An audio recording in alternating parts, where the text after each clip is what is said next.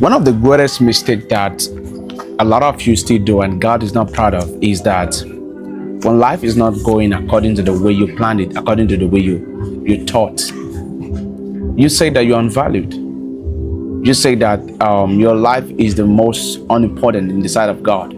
But I want to tell you that from the inspiration that God gave me, that no one will ever unvalue you if you do not disvalue yourself in your heart.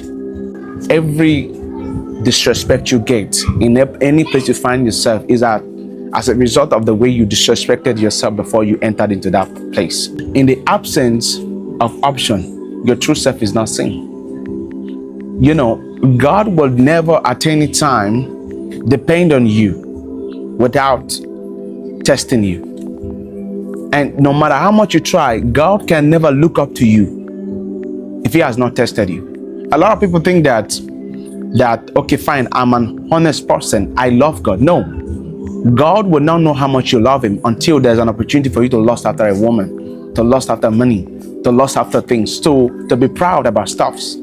So God will never approve your honesty, your decency, until He opens the door of option, opens the door of compromise, opens the door of you making a choice.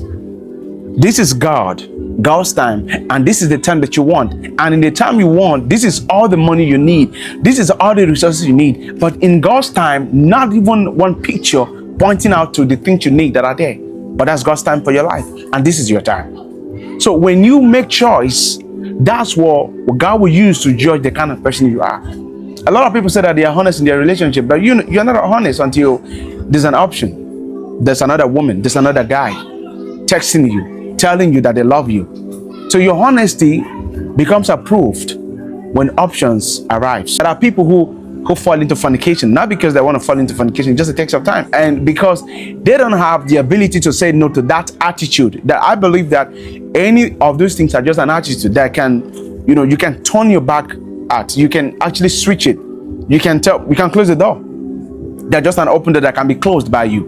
And they are also a door that you can just walk in. You can open it by yourself. So I want to tell you that God will never show interest in you if He has not shown you options, if He has not given you options to make your choices. So you say you're a Christian, will you be able to say no to pornography when the urge comes up? You see, that's the thing that I personally tell myself that this is where everything lies. We cannot at any time claim to be a Christian if you have not been tested. God has to test you. God has to test you with every single bit of it. Pain, difficulties, shame, many darkness at so many times, and then you having to pray and nothing happens. If you can pass this test, that's where God will know that this is a person who I will walk with. You look at the Bible. The scripture says that when Joseph got into his master's house, he had an opportunity to compromise. He had the chances because no one was there. He had the opportunity to sleep with a woman, but he said no to it because it's not about the thing of the moment, it's about the thing after the moment. So you can make your choices based on the way you feel now.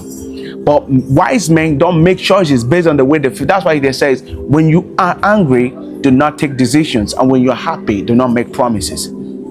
Because these moments are not real. This moment many times are not even real. So whatever you're doing with emotions often don't lead you to a path where you can see the visions and the hand of the Lord. So they often lead you to what I call the idea of man, the fancy idea of man. There are a lot of folks who are out there who believe so much in what they can do because of the way they feel. Feelings don't result to progress. They often result to procrastination. Feelings don't lead you to where you can find the hand of God. Feelings often lead you to something, that's always too big, but you lack management. So in the absence of options, your Christian life are completely irrelevant. They cannot be recognized by the Lord. So if you have not been tested by the Lord, if you haven't been tested by the Lord and you think you're a Christian, I would say that you need to go and pray, because God will text you with every single part of every move you take, every word you say, everything that you do in this world. God will give you money to text you. God will give you a beautiful woman to text you. God will give you a big home to text you. That moment is what defines your relationship with God. That moment is what will paint whether indeed you love God or you've just been there for the things you want. So today's message is to tell you that your relationship with God is not important until you've been tested and approved.